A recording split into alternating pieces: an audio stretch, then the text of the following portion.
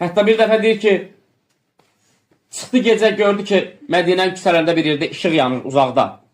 Dedi ki, xidmətçisinə o nə işıqdır elə yanır. Gedirlər, görürlər ki, bir dənə qadındır, bir dənə qazanı qoyub, nəsə qaynadır.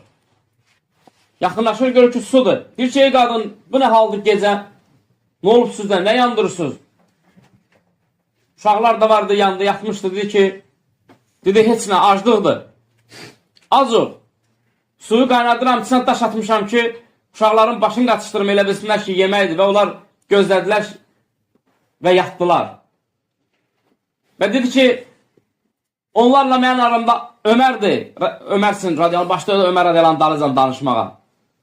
Ki, Ömər radiyalandı ki, ey qadın, elə danışma, Ömər hardan bilsin sən bu halı? Dedi ki, o da bilmir, kim biləcək, bəs o müsəlmanların əmridir, xəlifəsidir.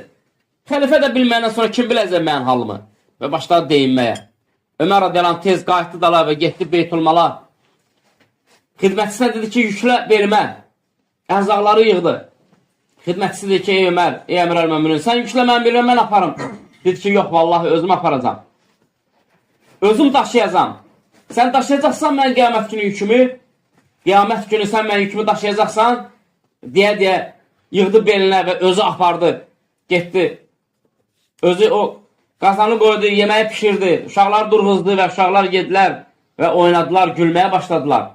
Və Ömər radiyallahu anh dedi ki, sabah gəl filan yerə, o qadına dedi, gəl filan yerə, orada ərzaq olacaq və s.